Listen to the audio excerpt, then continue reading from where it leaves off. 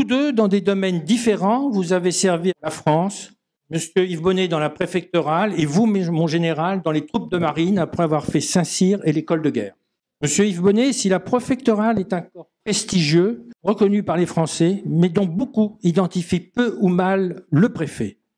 Mais vous êtes l'exception à la règle. Votre nom parle. Il voit en vous non pas le haut fonctionnaire au langage désincarné, mais le grand commis de l'État au service de la France.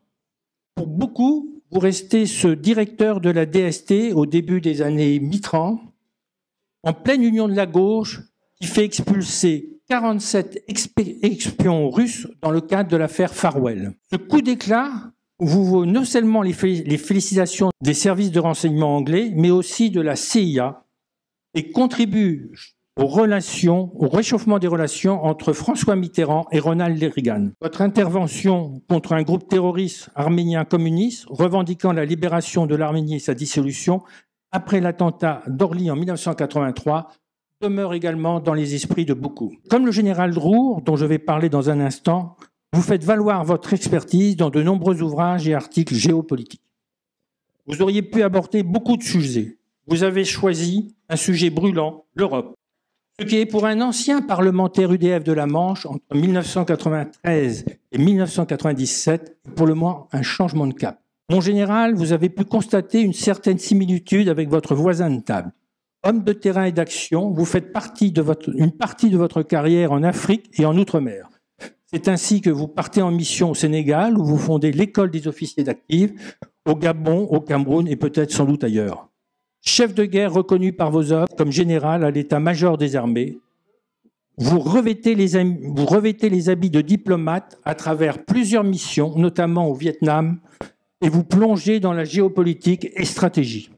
Tout juste à la retraite, vous pointez la désinvolture du président de la République en donnant raison à ses comptables au détriment du général de Villiers. Vous rejoignez le préfet Yves Bonnet dans votre analyse cataclysmique de notre politique africaine et du bashing de nos pseudo-élites sur la France-Afrique, très appréciée par les Africains. Il en est de même sur le conflit russo-ukrainien qui coupe nos liens ancestraux avec la Russie au profit des USA et de l'OTAN, vision largement partagée par M. Yves Bonnet. Sur l'Europe, ou plus précisément l'Union européenne et l'ombre portée de l'OTAN qui nous rend vassal des USA. À cet égard, mon général, votre dernier livre, Dieu n'a pas béni l'Amérique, nous ouvre les yeux sur ce faux ami et justifie pleinement les mots du général de Gaulle. L'Europe est devenue un protectorat américain. Sans le savoir, il faudra en sortir. Soldats, l'engagement pour la France est chez vous une seconde nature. Vous décidez de vous engager dans le combat des Européennes auprès de, je crois, de M. François Asselineau. Rejoignant là aussi M. Yves Bonnet dans le combat politique qui, après sa carrière de parlementaire, demeure toujours intéressé à la chose publique puisque vous êtes encore aujourd'hui conseiller régional de Normandie.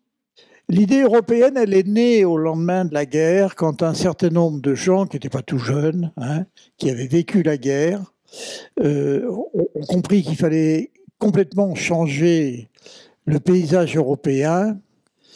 Et ces hommes, dont il faut quand même rappeler les noms parce que ce sont de grands hommes, s'appelaient Robert Schuman, s'appelait Konrad Adenauer, s'appelait Alcide de Gasperi et s'appelait Paul-Henri Spaak. Robert Schuman, outre sa qualité de français, sa qualité d'ancien allemand, puisqu'il avait été allemand avant la guerre de 14, il était lorrain. Robert Schuman présentait cette caractéristique, évidemment de maîtriser parfaitement les langues, mais cette caractéristique d'être la cible du Parti communiste, qui voyait en lui un Bosch, bon, il portait un nom évidemment, et qu'il avait porté l'uniforme allemand, bon, ce qui n'avait rien de déshonorant. Ces hommes se sont d'emblée compris, rassemblés, et ont nourri ce projet qui était un peu aussi celui de Jean Monnet, dont il faut parler également, de construire, de réaliser ce vieux rêve de Victor Hugo que notre grand poète national appelait les États-Unis d'Europe. Ils se sont rencontrés ils ont échangé et ils sont arrivés à très rapidement d'ailleurs, à cette conclusion qu'il fallait effectivement construire les États-Unis d'Europe. Et on est parti sur cette idée qui était à l'époque soutenue par très peu de formations politiques, essentiellement le MRP, le Mouvement républicain populaire, qui était un parti politique qui avait cette originalité d'être nettement plus à gauche que son électorat. C'est-à-dire que son électorat était conservateur et les responsables MRP, qui étaient pour beaucoup issus de la résistance, ils avaient parmi eux Georges Bidault, qui a été le successeur de Jean Moulin au Conseil national de la résistance. On l'a oublié après. On l'a oublié volontairement parce qu'il a fait un parcours en faveur de l'Algérie française qu'on ne lui a pas pardonné. Il y avait évidemment Robert Schuman, il y avait Pfimelin qui était le maire de Strasbourg. Bon, tous ces gens étaient... dire qu'ils étaient à gauche, enfin ils n'étaient pas à droite. Voilà. Ils étaient plutôt à gauche, ils avaient un électorat conservateur, mais ils avaient cette volonté de construire cette Europe. Il y avait à côté d'eux un parti socialiste qui était coupé en deux. Alors il y avait une partie européenne, avec Guy Mollet, avec Christian Pineau, qui était un peu la caution de la résistance du Parti socialiste SFIO, section française de l'Internationale ouvrière, voilà ce que ça veut dire, SFIO. Alors, avec 3 flèches. Le symbole de la SFIO, c'était 3 flèches. Je n'ai jamais pu savoir à quoi correspondaient ces flèches. J'ai connu beaucoup de socialistes, j'aurais demandé, il n'y en a pas un qui a été foutu de me répondre. Alors, il y avait à côté ce qu'on appelait les indépendants paysans, qui avaient cette originalité de n'être ni indépendants ni paysans, mais qui était le parti d'Antoine Pinet. Antoine Pinet, c'était l'homme qui avait restauré les finances de la France, que De Gaulle a gardé d'ailleurs comme ministre des Finances, et qui était... alors, c'était un homme des classes moyennes, c'était pas... et il a été... on ne lui prêtait pas à l'inspection générale des finances beaucoup de compétences, pas autant que l'immense monsieur le maire, mais n'empêche que le père Pinet, comme on l'appelait, il avait un petit chapeau, hein, était un homme qui avait rétabli le franc dans toute sa valeur, hein, il n'y avait pas de déficit, la France marchait bien, et, voilà. Et il apportait la caution de ce qui constitue aujourd'hui un petit peu le fonds de commerce des Républicains.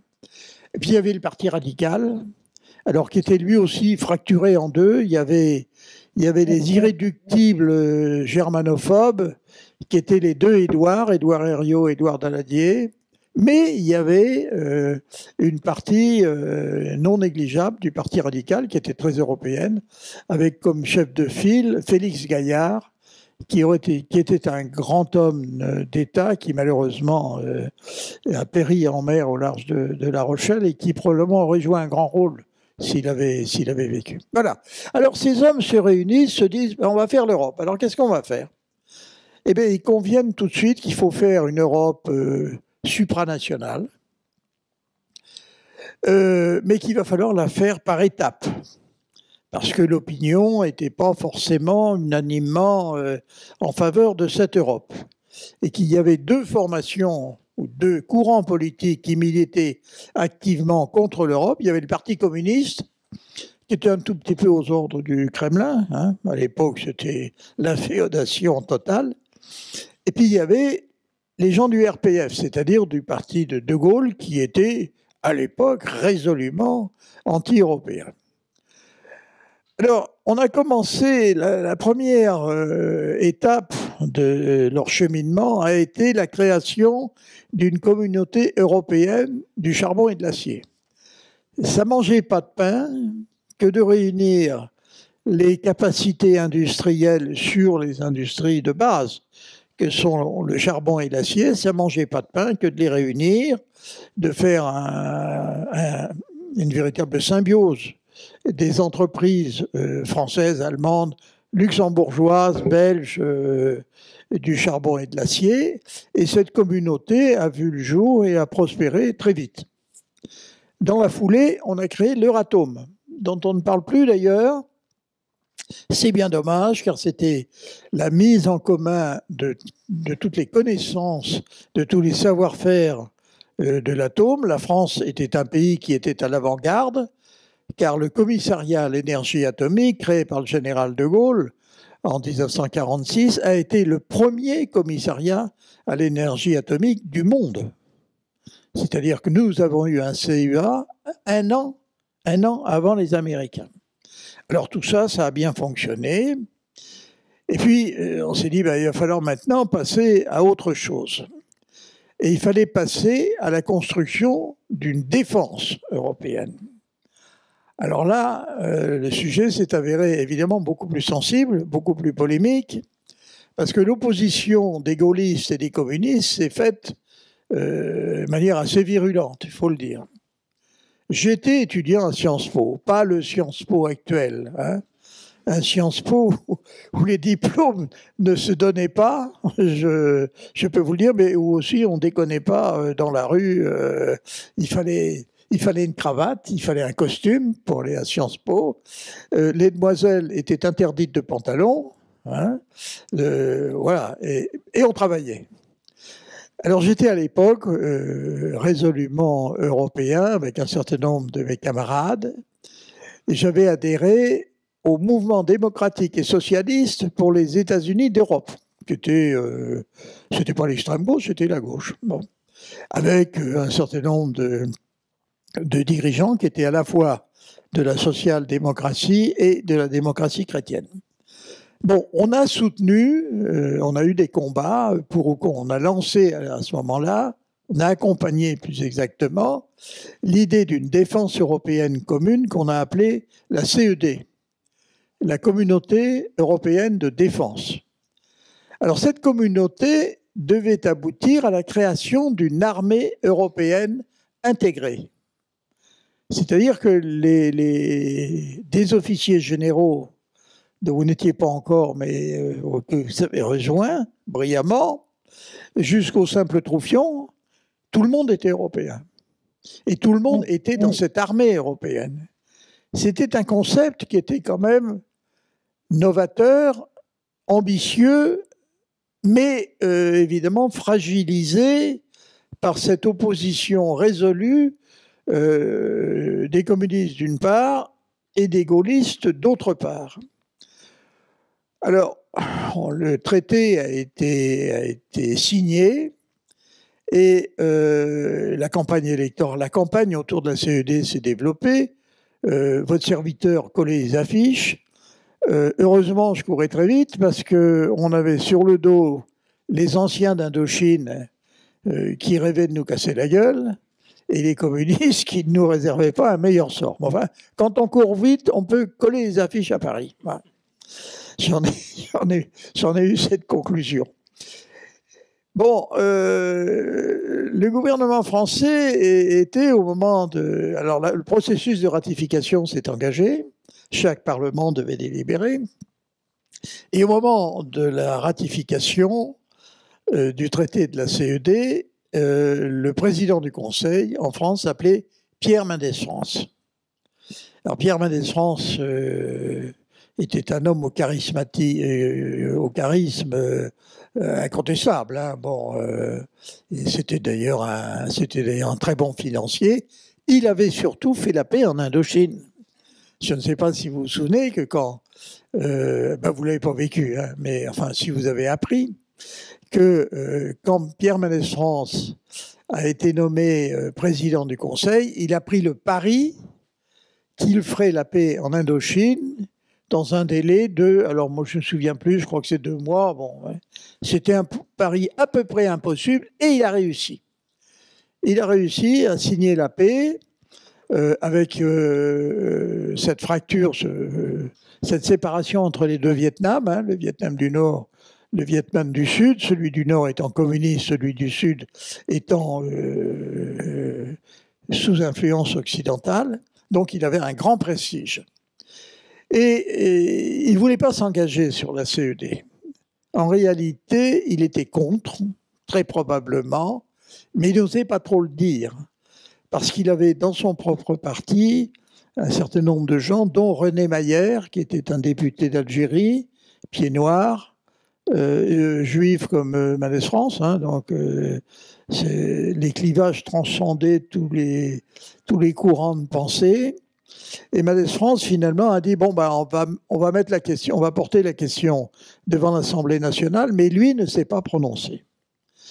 Et à l'issue d'une bataille assez homérique, le traité de CED a été non pas rejeté, c'est une des subtilités de la vie parlementaire, mais il a été décidé que l'Assemblée ne délibérerait jamais sur ce projet, ni pour ni contre, ce qui voulait dire que le projet était tombé à l'eau. Et ça a été une immense déception pour tous les partisans de la CED, d'autant plus que la CED avait cette ambition et ce mérite de faire contribuer l'Allemagne à la défense de l'Europe. Alors, je fais un petit retour en Allemagne, en arrière. Après la guerre, évidemment, les Allemands ont subi ce qui n'était pas volé. Ils ont eu les fruits, les bénéfices de leur action des années précédentes.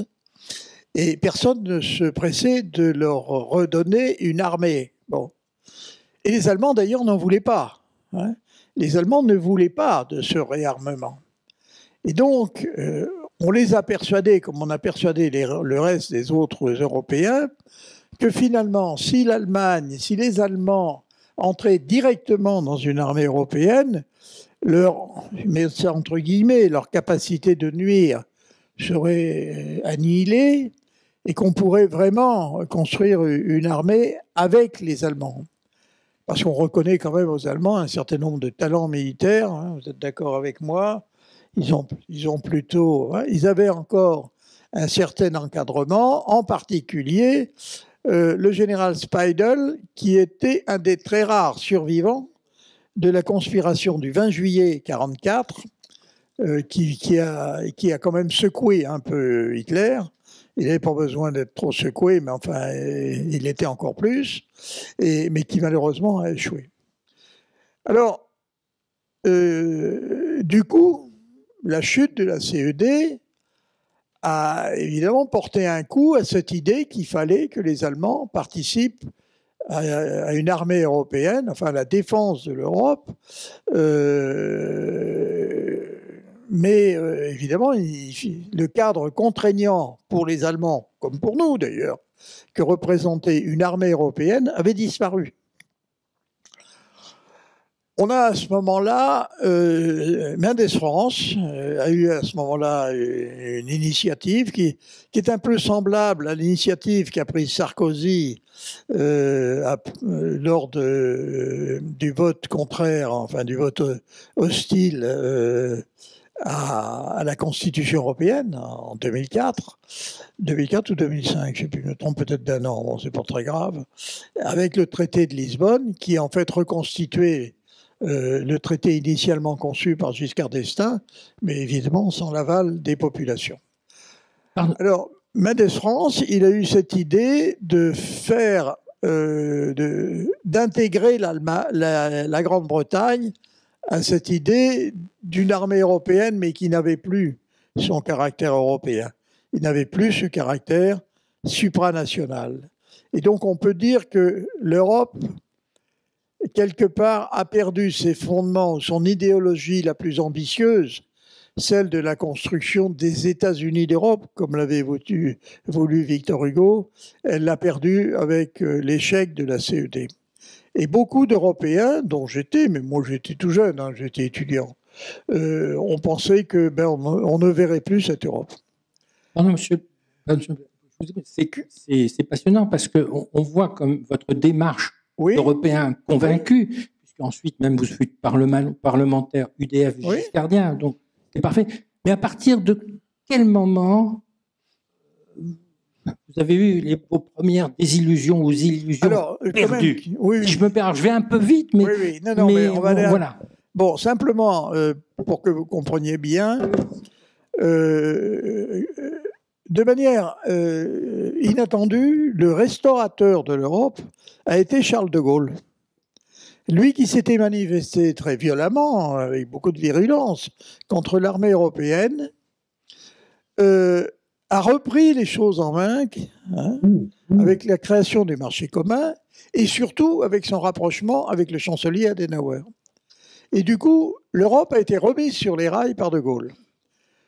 Moi qui étais très européen, bon, j'ai trouvé que c'était quand même pas mal, c'était beaucoup mieux que le néant, que le désert. Et par conséquent, l'Europe s'est reconstruite à ce moment-là, l'idée européenne a repris de la vigueur, c'était toujours l'Europe des six, et de Gaulle voulait garder cette Europe des six. Il a refusé à 2 reprises l'entrée de la Grande-Bretagne dans l'Europe, dans des termes qui étaient à peine gracieux, hein, pour nos amis britanniques. Et c'est Pompidou qui a donné le premier coup. Les clous étaient à peine enfoncés dans le cercueil de Gaulle que déjà Pompidou commençait à faire les yeux doux aux Américains, aux Anglais, et que les Anglais sont rentrés dans l'Europe.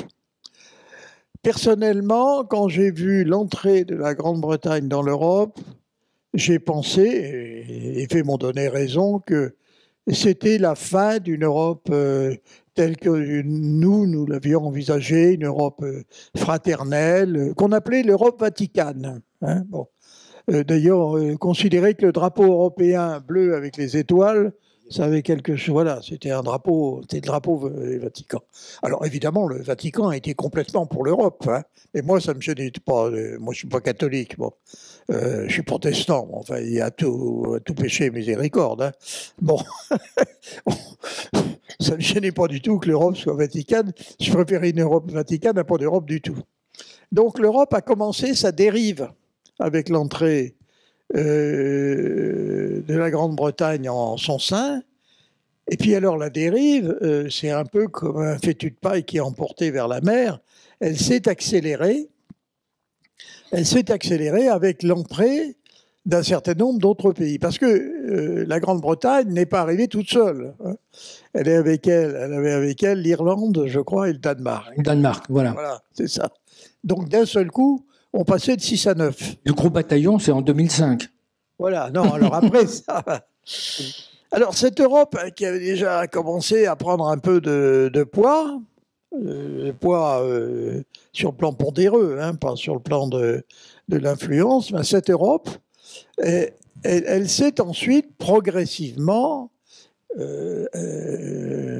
additionnée d'un certain nombre d'autres pays. Alors il y en avait 2, ça tombait sous le sens, c'était l'Espagne et le Portugal, c'est des pays qui sont très proches, que nous, Français, nous étions assez favorables à l'entrée de 2 pays latins supplémentaires dans l'Europe. Et puis, petit à petit, les agrégations, un petit peu comme un cancer qui progresse, qui prospère. Les métastases se sont multipliées et je ne vais pas passer par toutes les étapes que vous connaissez. On s'est retrouvé à une Europe à 27. À ce moment-là, nous sommes un certain nombre de gens, de garçons, de jeunes femmes et de jeunes hommes de cette génération qui avons compris que l'Europe supranationale était morte et qu'on allait avoir une Europe probablement fédérale, mais ce n'était pas si sûr. Mais en tout cas, on croyait toujours à une certaine idée de l'Europe. Et puis, quand François Mitterrand, qui était profondément européen, hein, bon, je peux même dire que la seule conviction politique de François Mitterrand, c'était l'Europe. C'était pas le socialisme, hein, c'était l'Europe. Bon. C'était un petit peu son enfant. Alors, cette Europe, elle s'était quand même, dans ces années post-gaulliennes, elle s'était quand même un petit peu enrichie de ce qu'on a appelé le dialogue franco-allemand. C'est-à-dire que les dirigeants français et les dirigeants allemands se sont retrouvés, c'était des gens intelligents, ils le sont toujours pour ceux qui survivent, hein, se sont retrouvés autour de cette idée assez simple que l'Europe telle qu'on l'avait reconstruite, rafistolée, pourrait vivre si ces deux pays fondateurs initiaux les plus importants, qui étaient l'Allemagne et la France, en prenaient la barre en commun. Mais c'est bien évident que quand vous, sur un bateau, vous avez deux barreurs, ça peut marcher un certain temps, et puis qu'après, les choses se diluent et que de petite remarque en petite remarque, on arrive à des accords assez profonds.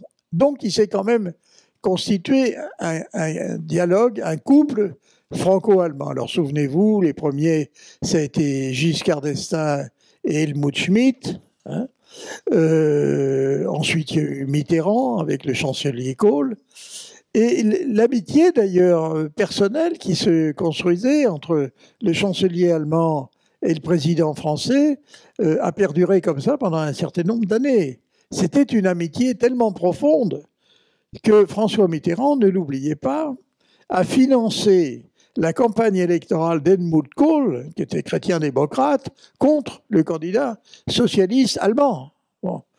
C'était tout de même assez rigolo. Ce rêve européen qui vous a toujours animé, même jusqu'à aujourd'hui, à quel moment est-il devenu pour vous un cauchemar, une désillusion, ou une désillusion? Bon, non, c'est un cauchemar. Pour moi, un cauchemar, c'est depuis que Mme Ursula von der Leyen. Ah, d'accord. Bon, von et pas Van. Hein. Tout le monde dit von der Leyen, elle n'est pas hollandaise, elle est allemande. Bon, c'est pas du tout gênant.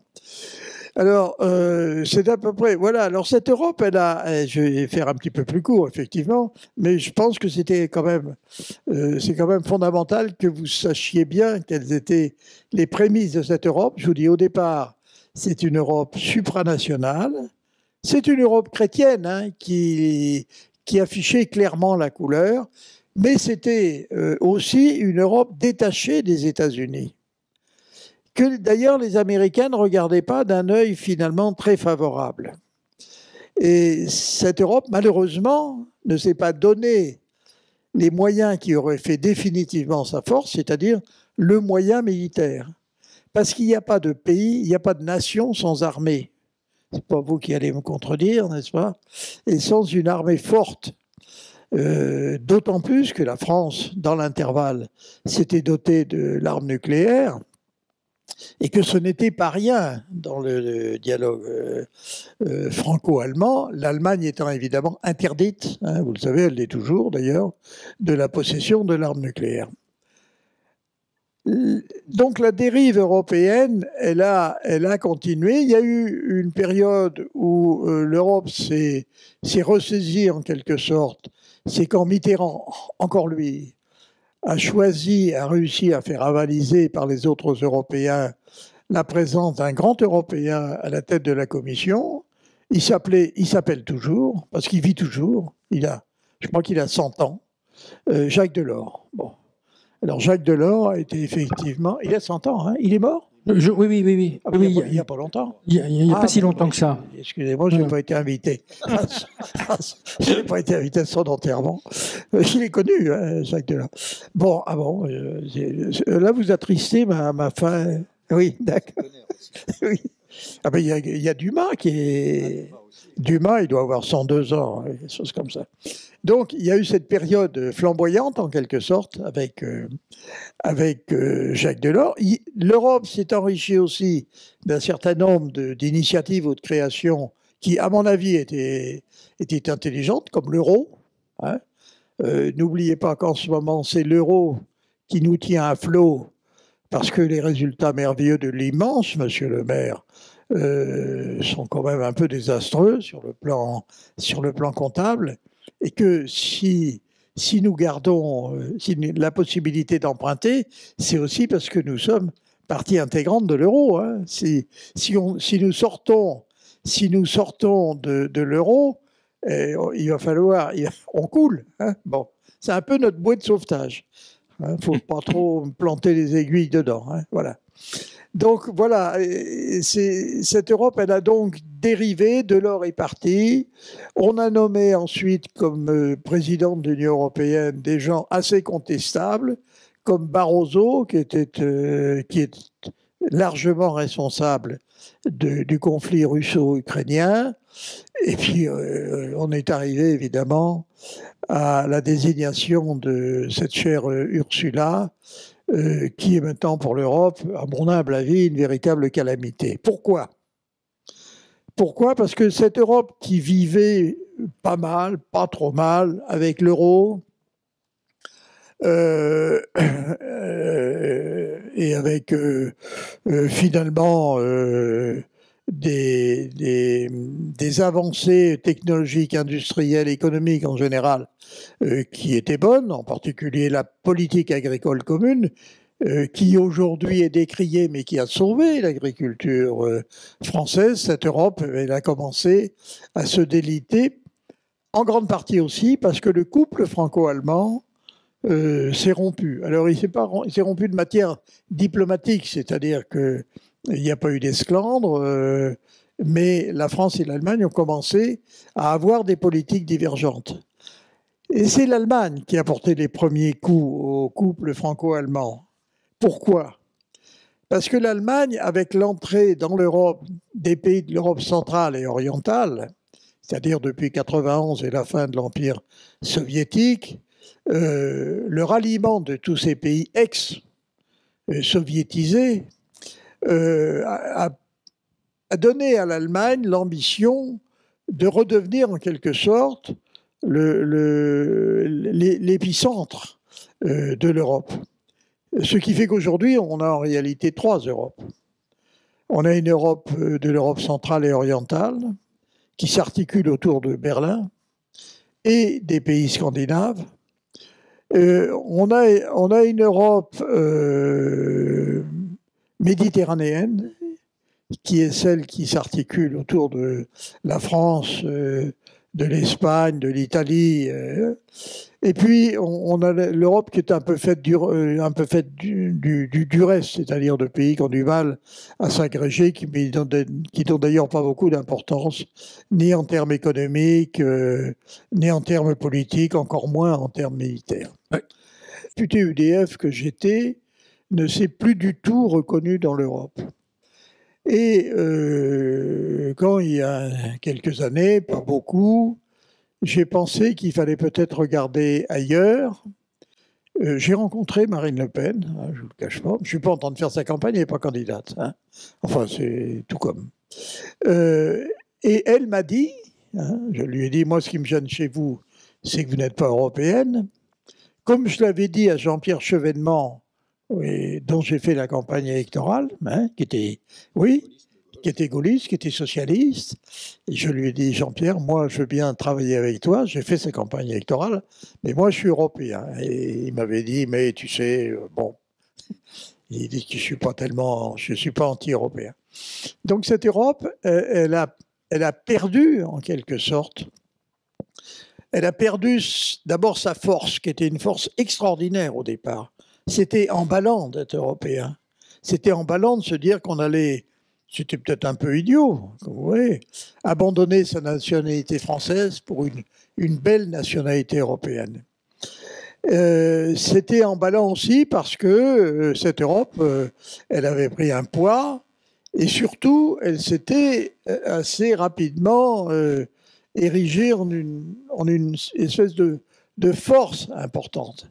Seulement, le ver était dans le fruit. Et il y avait 2 vers, à la vérité.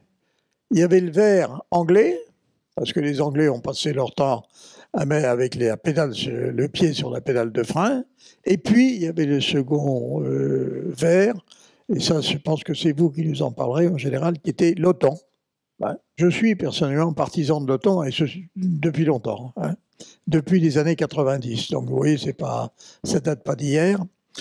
Et je crois qu'aujourd'hui, l'Europe, malheureusement, elle s'est otanisée, elle s'est rapprochée, elle s'est américanisée, elle s'est réaméricanisée en grande partie sous l'influence de l'Allemagne, dont il ne faut jamais oublier que le dernier coup de fusil ou coup de canon tiré le 7 ou le 8 mai 1945, elle s'est précipitée dans les bras des Américains.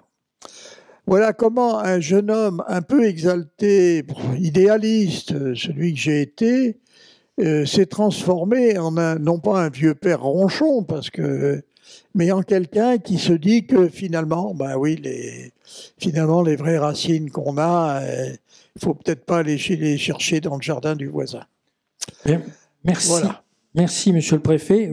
Vous permettez une transition idéale au général Roux et également à travers vos positions, on voit que au sein de cette association, les parcours sont multiples pour peut-être une approche commune au final.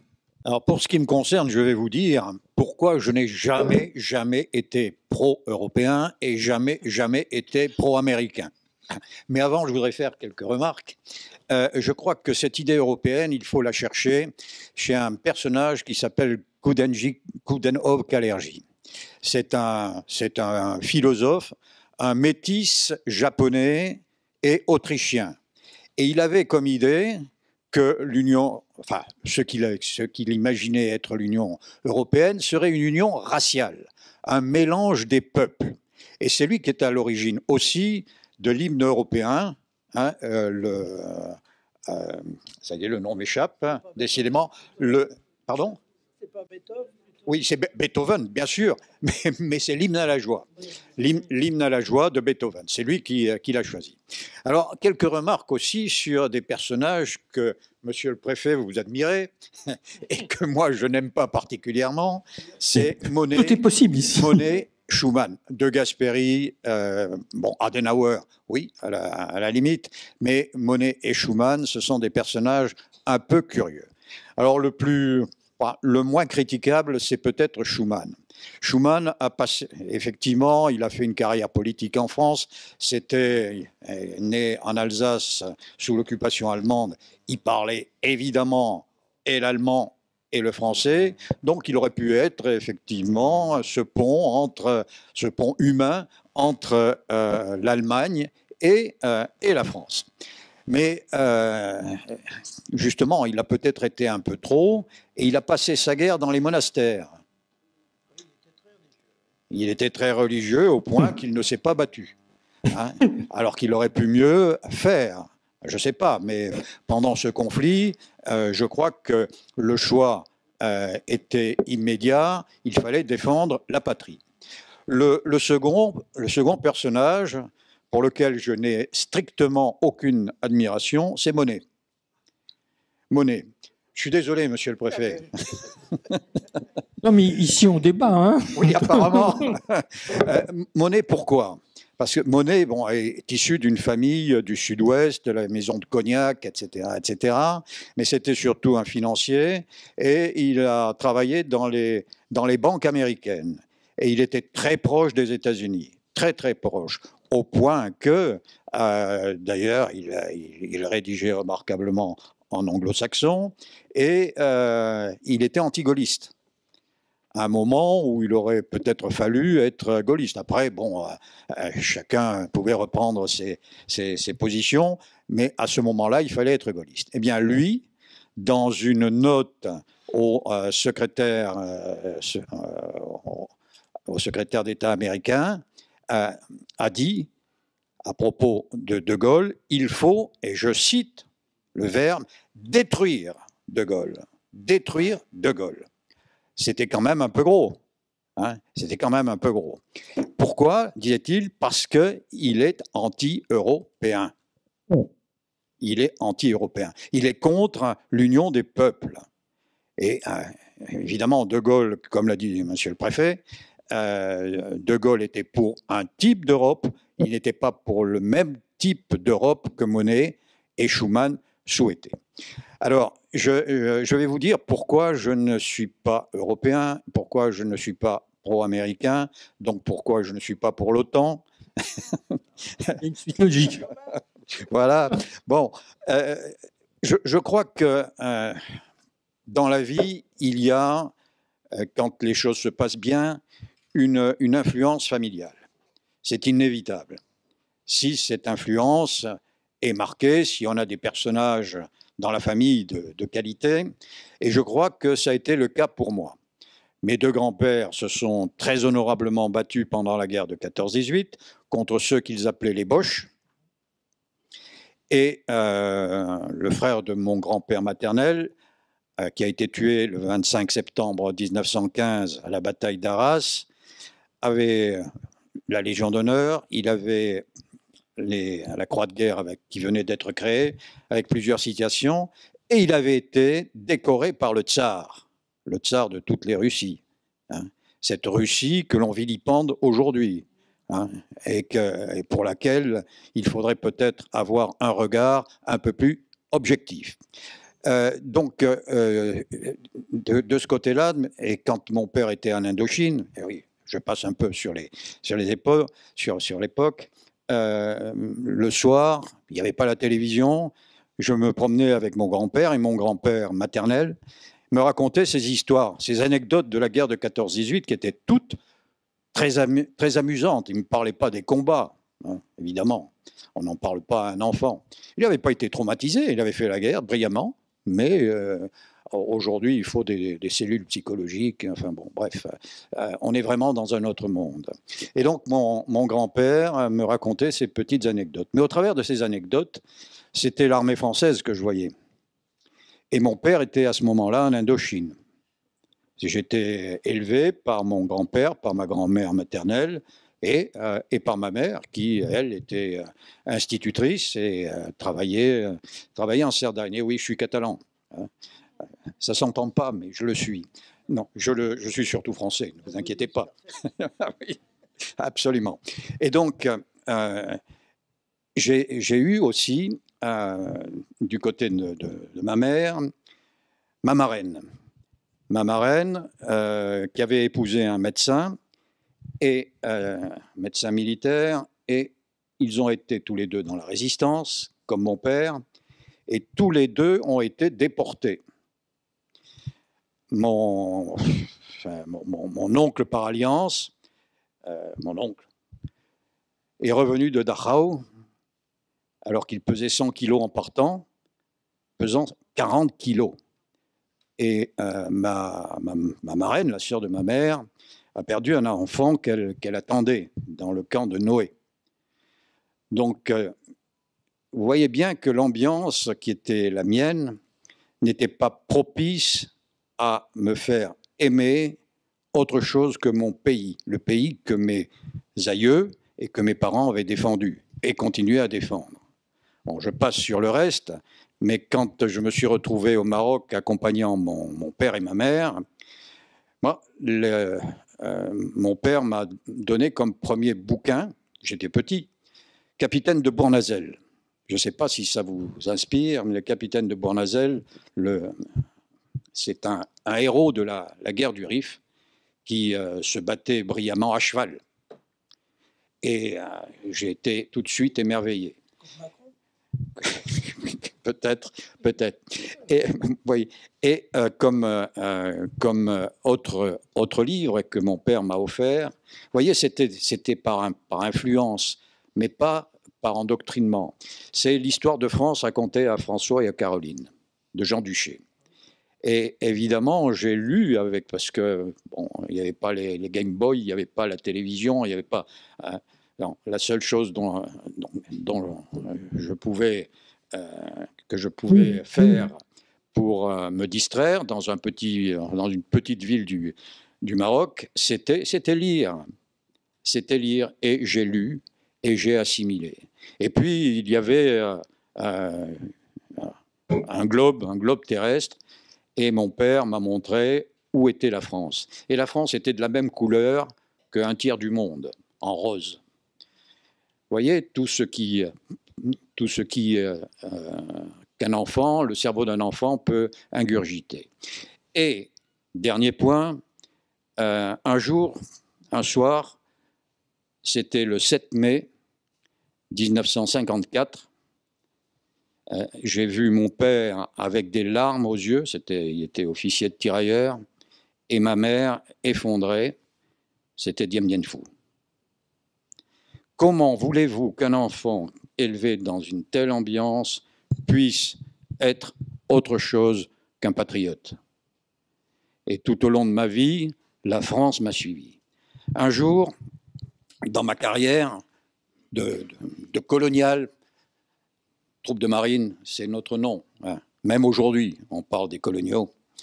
J'ai été affecté en rentrant de mon commandement au Gabon, j'ai été affecté au corps européen.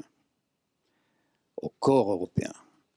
Alors là, j'ai découvert ce qu'était la cohabitation avec une autre armée.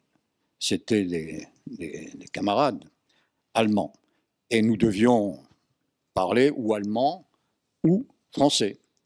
Alors, je suis germaniste, ça peut vous étonner, mais je suis germaniste et les camarades allemands parlaient français. J'ai fait ce que l'on a appelé un compendium, c'est-à-dire le mode d'emploi du corps européen. Et je l'ai réalisé pratiquement seul. Et j'ai vu la différence de mentalité militaire entre les Allemands et les Français. Nous sommes faits pour nous battre les uns contre les autres, peut-être, mais pas pour coopérer. Coopérer. Je pense qu'on peut coopérer dans d'autres domaines, mais pas au plan militaire, autrement que par une organisation supérieure. Et cette organisation supérieure, malheureusement, nous y sommes avec les Allemands, c'est l'OTAN. L'OTAN. Et l'OTAN, ce n'est ni l'Allemagne, ni la France, ni l'Europe, c'est les États-Unis. C'est les États-Unis. Et nous sommes les valets d'armes des États-Unis. L'OTAN, c'est un système qui est fait avec d'autres, avec l'Union européenne, pour écraser les nations, pour faire en sorte que l'hégémon américain règne sur l'Union européenne. La dislocation, comme l'ont dit nos économistes, la dislocation passe aussi par l'économie, par la finance, et là, je suis encore en contradiction avec monsieur le préfet, la monnaie, l'euro, c'est le mark, l'euro c'est le mark, et le mark est une monnaie trop élevée pour nous, qui pénalise nos exportations. Mais je reviens à l'OTAN. Je reviens à l'OTAN, et l'OTAN, c'est un système anglo-saxon, où il faut parler l'anglo-saxon, hein, où il faut avoir du matériel anglo-saxon, qui pénalise nos exportations d'armement.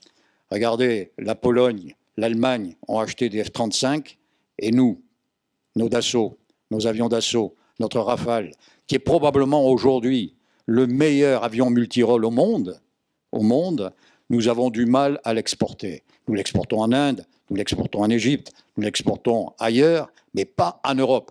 Pas un pays européen n'a acheté du matériel français. La Grèce, vous avez raison, la Grèce. La Grèce.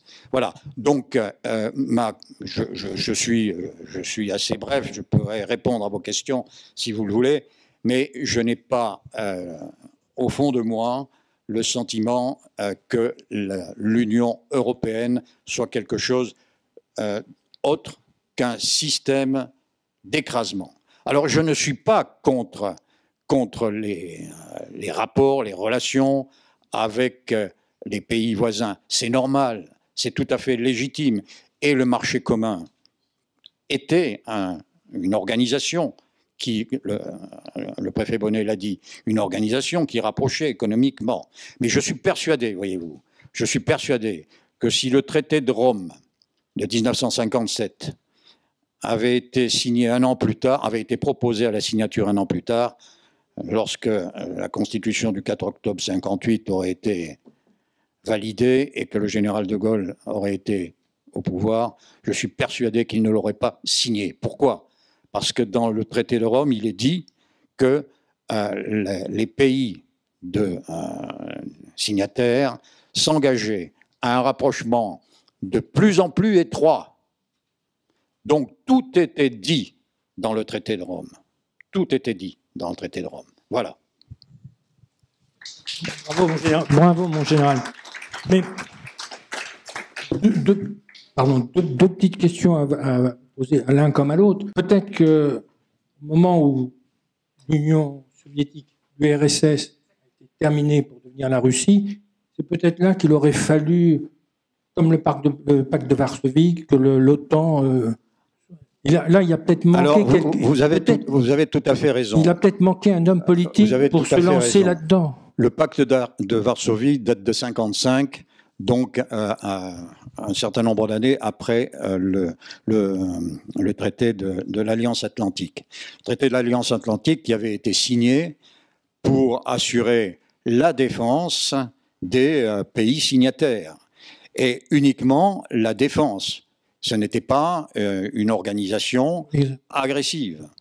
Et quand le pacte de Varsovie, je le répète, qui a été conçu plus tard, a été dissous, à partir du 89, donc l'effondrement du mur de Berlin, 90, 91, la dislocation de l'URSS et l'arrivée d'une sorte de décantation de l'Empire soviétique, eh bien, là, l'OTAN aurait dû disparaître.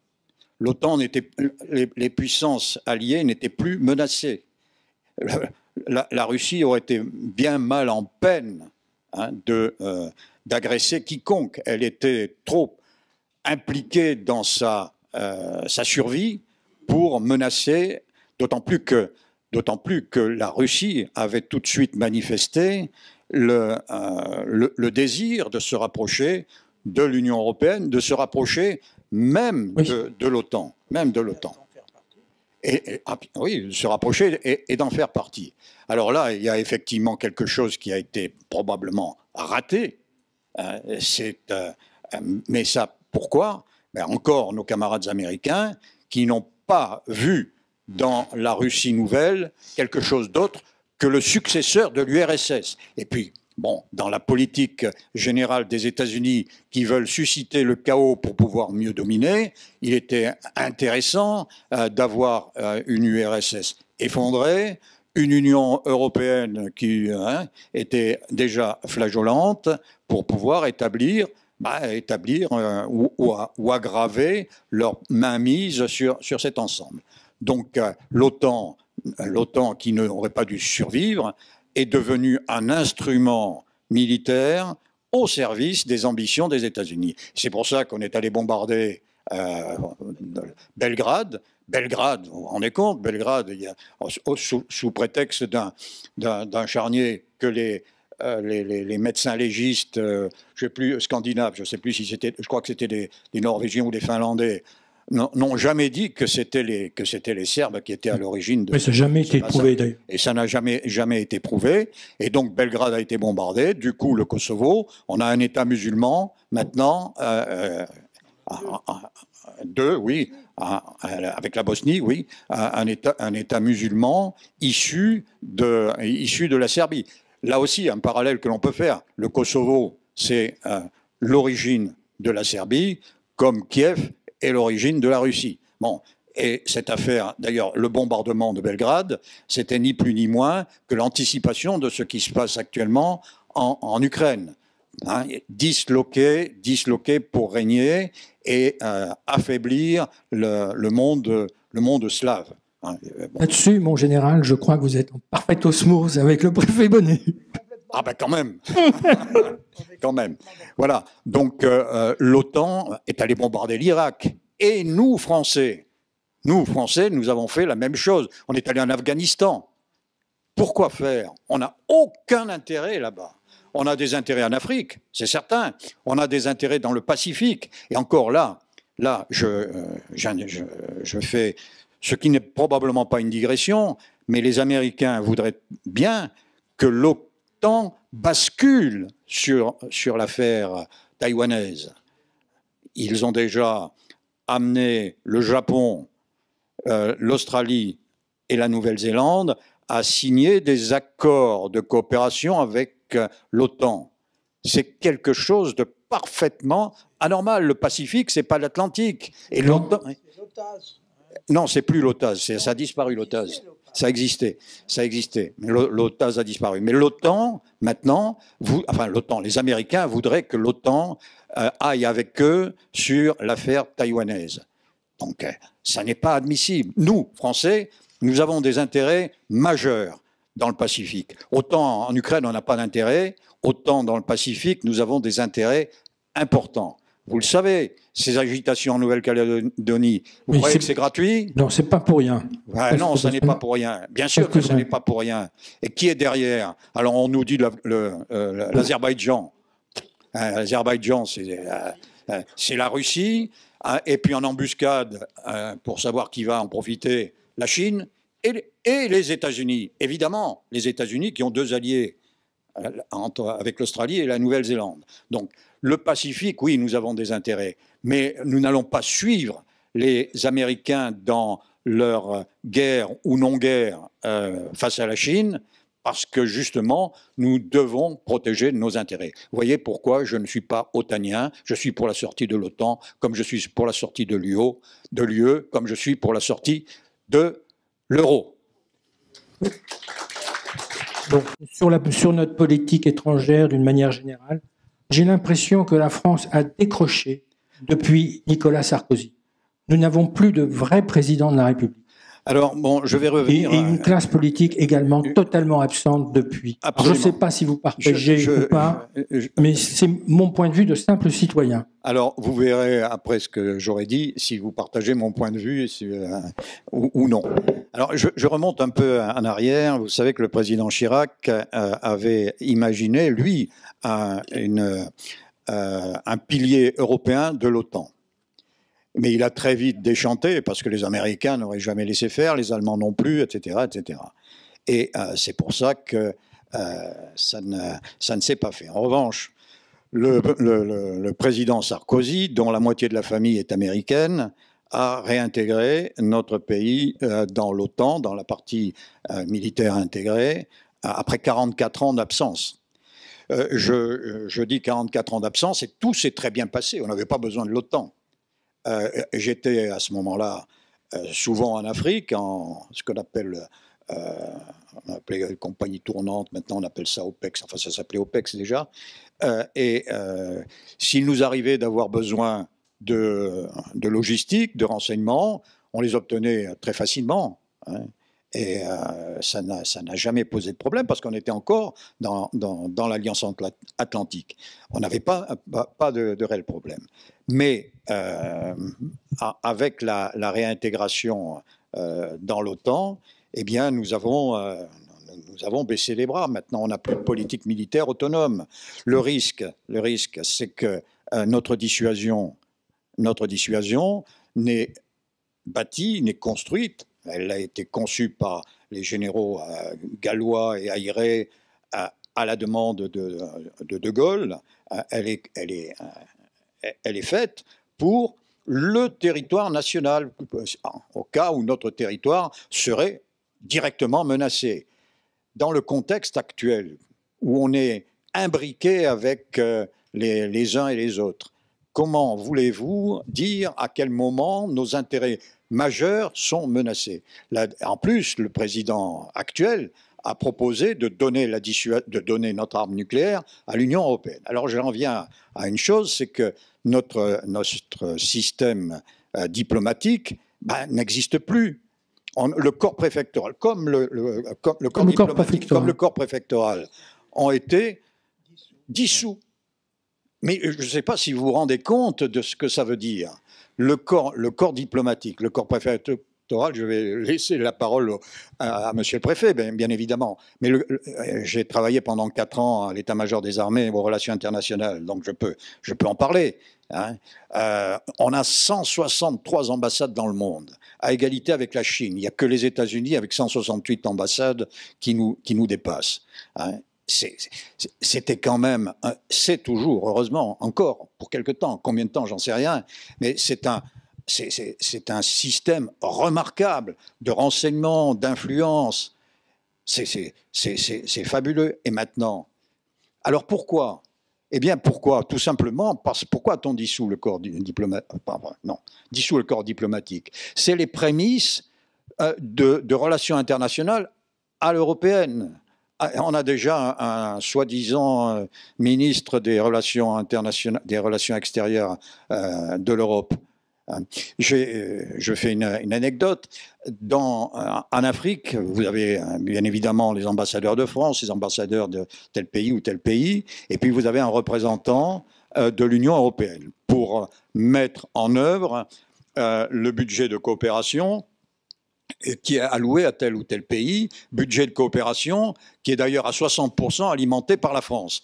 Mais c'est le pavillon en bleu, là, hein, de l'Union européenne. Les Africains ne savent pas que 60% de la coopération qui vient de l'Union européenne est alimentée par la France. Alors, ça veut dire que demain nous n'aurons plus de diplomatie. Ça sera une diplomatie européenne. Comment voulez-vous défendre les intérêts de la France? D'ailleurs, la France n'existera plus. Ça sera, comme le dit François Asselineau, ça sera un État ou plusieurs États. Hein. Prenez l'exemple de mon département, les Pyrénées-Orientales, qui serait rattaché à la Catalogne espagnole, hein, ou le Pays Basque, qui serait rattaché au Pays Basque espagnol, ou la Corse, hein, totalement autonome, la Bretagne, etc., disloquée dans un système centralisé européen où nous ne serions plus que des pions, des États fédérés. Et les États fédérés, on peut les partager, on peut les... Bon, donc plus de diplomatie. Et ça, à mon sens, c'est les prémices de ce que l'on nous prépare. La dissolution, je vais laisser le préfet en parler, hein, mais le corps préfectoral, c'est quand même l'âme de la France, la France jacobine, celle qui administre. Et si vous n'avez plus un corps aussi performant que le corps diplomatique dans son domaine, non. C'est l'effondrement du système administratif français. Et là aussi, derrière tout ça, il y a cette volonté européiste. Voilà, j'ai été long. Comment? J'ai été long. Parfait. Ah bon? Parfait. Au contraire, ça nous a... Oui, sur le corps préfectoral que je connais un peu. Je vais d'abord vous dire un mot sur le corps diplomatique. Comme j'ai la dent un peu dure, je dirais que les ambassadeurs, ça ne sert plus à grand-chose. À une époque où les chefs d'État se rencontrent, se téléphonent, et la diplomatie en général, c'est un peu la diplomatie des petits fours, sauf les attachés militaires. Car ce qui fait, je ne dirais probablement pas le contraire, ce qui fait l'intérêt et la force des ambassades, ce sont les attachés militaires. Alors, il ne faut pas s'y tromper, le terme des attachés militaires, vous pouvez mettre en face 2 points espion. Mais bon, au fichier de renseignement, si vous préférez. Monsieur le préfet, pardon, excusez-moi de vous couper, j'y ajouterais peut-être également la marine. La marine? Oui, la marine, oui, mais la royale. La marine, elle n'est pas dans les ambassades. Ah, elle joue un rôle. Elle joue un rôle dans la diplomatie très, très important. Avant de rendre le micro au préfet, je voudrais préciser une chose. Dans les grands pays, il y a effectivement un attaché naval, un attaché terre, un attaché air. Et il y a un service de police où c'est souvent un gendarme. Mais dans beaucoup de pays, notamment les pays africains, vous avez un attaché de défense, un attaché militaire, c'est tout. Voilà. Mais je confirme, l'attaché militaire est très important. Ah oui, c'est le personnage le plus important de l'ambassade. D'ailleurs, c'est celui qu'on espionne et qu'on surveille, que les pays intéressés surveillent du plus près. Alors, quant au corps préfectoral, le corps préfectoral était, pendant des années, d'abord, il était exclusivement masculin. Pardonnez-moi, mesdames, de vous dire ça. C'est quand même plus un métier d'homme qu'autre chose. Mais le corps préfectoral a été recruté sur concours. Et le concours, ça a toujours été un des principes fondamentaux de la République.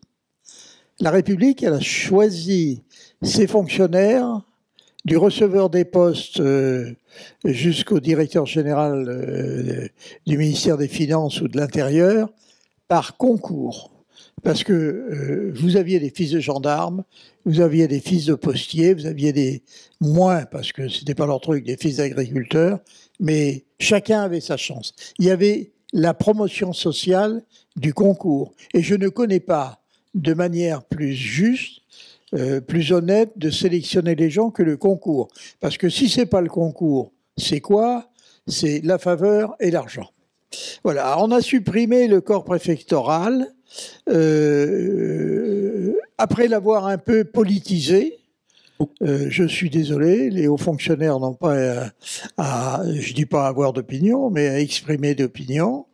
Et puis on l'a ouvert largement. Alors d'abord, on a introduit le principe de parité au sein du corps préfectoral. Il faut qu'il y ait autant de femmes que d'hommes.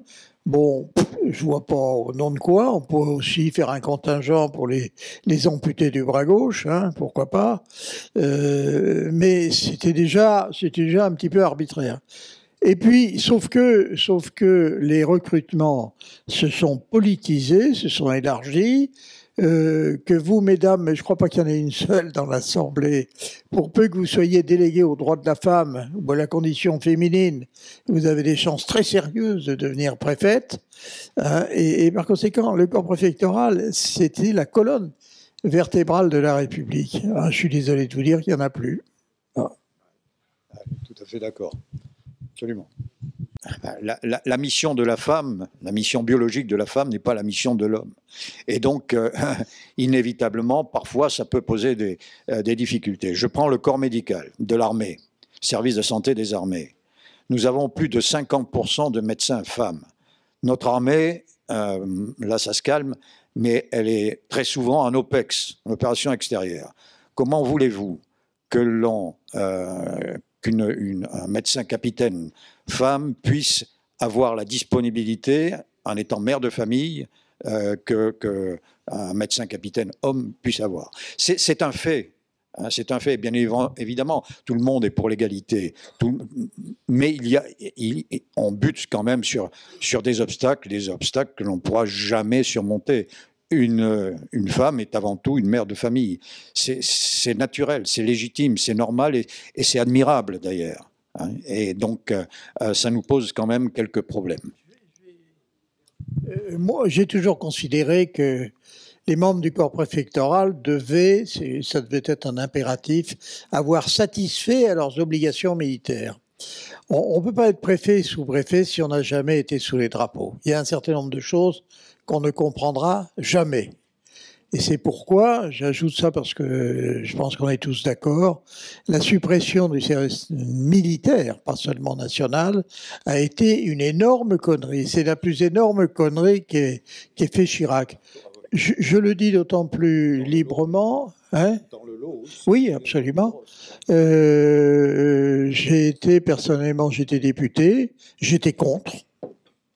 J'étais tout seul, hein. Bon, comme ça, c'était facile de recenser. Et je pense que cette suppression du service militaire, pas seulement national, est une des premières catastrophes qui nous ont menacés. Et s'il y a une chose intelligente que l'on devrait faire, c'est de le rétablir. Je ne vais pas dire le contraire. Les Anglais n'ont jamais cru à une autorité européenne, même s'ils en faisaient partie, supérieure à la Grande-Bretagne. Bon, l'Europe a fait des gros efforts, d'ailleurs, pour intégrer les Anglais. Un des premiers commissaires européens qui ait été nommé s'appelait Jenkins, c'était un Anglais. On leur a ouvert la porte, on a balayé devant la porte, on a fait de l'anglais la langue de l'Europe, alors que jusqu'alors, la langue d'Europe, c'était le français. Hein. Donc on leur a ouvert toutes les portes, mais le splendide isolement, c'est pas une notion française, hein, c'est une notion anglaise. Moi, je suis très anglophile, tout à fait. Hein, ils nous ont sauvés en 40, c'est eux qui nous ont sauvés, hein, d'accord. Mais pour autant, ils sont pas européens, ils sont anglais. Bon, c'est leur droit. Oui, je voudrais ajouter quelque chose. Les Britanniques, c'est toujours le splendide isolement, c'est le grand large. Et leur politique depuis bien longtemps, depuis plusieurs siècles, c'est d'éviter qu'il y ait une grande puissance sur le continent. Et l'intégration européenne allait à contresens de leur intérêt. Même s'ils y participaient, ils étaient beaucoup plus proches, et c'est légitime et c'est normal, des États-Unis que de l'Europe. Donc, pendant un moment, ils se sont trouvés, passez-moi l'expression, le cul entre deux chaises. Mais le réalisme politique des Britanniques que l'on connaît, la perfide Albion que l'on connaît aussi, tout cela a fait que ils sont sortis et et puis ils nous ont quand même laissé la langue anglaise comme langue quasiment officielle donc ils sont quand même arrivés à leur but, parce que par le biais de la langue, de l'OTAN, etc., pour revenir à ce que je disais, eh bien, on est aligné sur les États-Unis. Voilà. Comment vous voulez dire que la décolonisation s'est faite plus facilement chez les Britanniques que chez nous? On pointe les défaillances de la France. Vous savez, ils ont eu quelques problèmes en Palestine, au moment de la création d'Israël.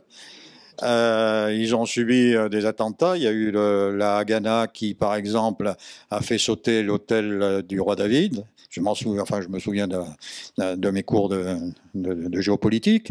L'Inde, ça s'est pas passé dans les meilleures conditions non plus. Voilà. Mais eux ont démonté, comme dit le préfet. Nous, on a tout laissé. Vous savez, ils ont eu en Birmanie, ils ont eu des problèmes un peu partout. Et puis ils se sont retirés à l'est d'Aden. Nous, on avait un type de colonisation qui était différent. On pratiquait déjà ce que l'on n'a pas réussi, que l'on réussira pas mieux en France, l'assimilation. Notre colonisation a toujours eu. Vous parliez de Victor Hugo tout à l'heure. Tous les grands hommes du 19e siècle, Zola, Victor Hugo, Jaurès, etc., tous ces gens étaient extrêmement favorables à la colonisation. Mais pour quelle raison? Pour apporter l'humanisme, pour apporter la civilisation à des pays qui en manquaient. C'était pas du tout là. C'est des attitudes civilisationnelles, c'est des attitudes de pays que l'on retrouve aujourd'hui. C'était pas du tout celles des Anglais. Les Anglais, ils partaient pour exploiter. Je crois que c'est la grande difficulté. Et donc, nous, au moment de notre décolonisation, il y a eu cet aspect affectif qui a posé problème. La plupart des pays africains ça s'est bien passé. L'Indochine, évidemment, ça a été difficile. Mais encore que, je suis allé rétablir les relations diplomatiques militaires avec le Vietnam. Donc je me suis retrouvé à Hanoï et j'ai été invité, j'étais à la tête d'une délégation par le ministère des Affaires étrangères, et on a fait un repas sur le petit lac de l'Ouest. C'est un lac à Hanoï que mon père avait photographié, donc j'ai retrouvé ce qu'il avait photographié. Mais enfin, ça c'est l'anecdote. Et c'est l'anecdote dans l'anecdote. Et j'étais assis à côté d'un vice-ministre. Et ce vice-ministre me dit, vous savez, j'étais colonel à l'époque, vous savez, mon colonel, de tous nos ennemis, vous êtes ceux qu'on a le plus aimés. Alors je lui ai dit, expliquez-vous. Et il me dit, j'étais commandant à Dien Bien Phu. Bien, mon père a fait la RC4. Bon. Et donc, on discute et il me dit, oui, vous voyez, on a été envahi par les Chinois, on a été maltraité par les Japonais. Vous aussi, me dit-il, votre armée qui était présente en Indochine à ce moment-là a été maltraitée par les Japonais. Après, c'est vous. Après, il y a eu les Américains. Alors ceux-là, qu'est-ce qu'on les a haïs, hein? Et puis, on a réussi à éviter les Russes. Mais au bilan, les seuls qui nous ont laissé des bâtiments, qui nous ont laissé des chemins de fer et qui nous ont laissé, j'étais venu là aussi pour Spot Image, pour mettre en place avec la DGA le système IGN appliqué au Vietnam. Et il me dit, voyez, tout ce que vous nous avez laissé, Nous vous en sommes reconnaissants. Et puis vous nous avez laissé la langue française, le droit français. Alors je lui ai dit, écoutez, monsieur le ministre, je suis très honoré de ce que vous me dites. Alors oui, on a fait la guerre. Oui, on a eu des problèmes. L'indépendance du Maroc. Il y a eu aussi une deuxième guerre du Rif, mais on est arrivé à l'Istiklal, à l'indépendance. Et le Maroc est notre principal allié dans nos affaires africaines. Les relations entre Hassan II et Mitterrand étaient excellentes jusqu'au discours de La Baule, où Hassan II, quand il a entendu parler de démocratie par Mitterrand, a claqué la porte. Il est rentré au Maroc. Bon, c'était une bêtise, évidemment. Bon, mais les relations entre le Maroc et la France ont été bonnes. Aujourd'hui, elles sont difficiles parce que, mais enfin, c'est pas la rupture, c'est pas les relations que l'on a avec l'Algérie. Alors l'Algérie, oui, ça c'est le problème. L'Algérie, c'est le problème. Pourquoi ? Parce que l'Algérie, on a voulu en faire la France.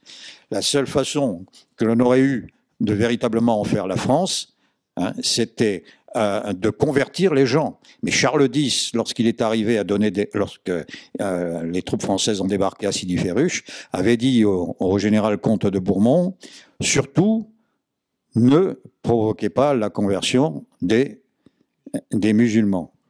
Et même Abdelkader, vous savez, celui que les Algériens veulent faire un héros, là, qui était en fait un chef de guerre d'une tribu, avait proposé sa conversion. Donc voilà.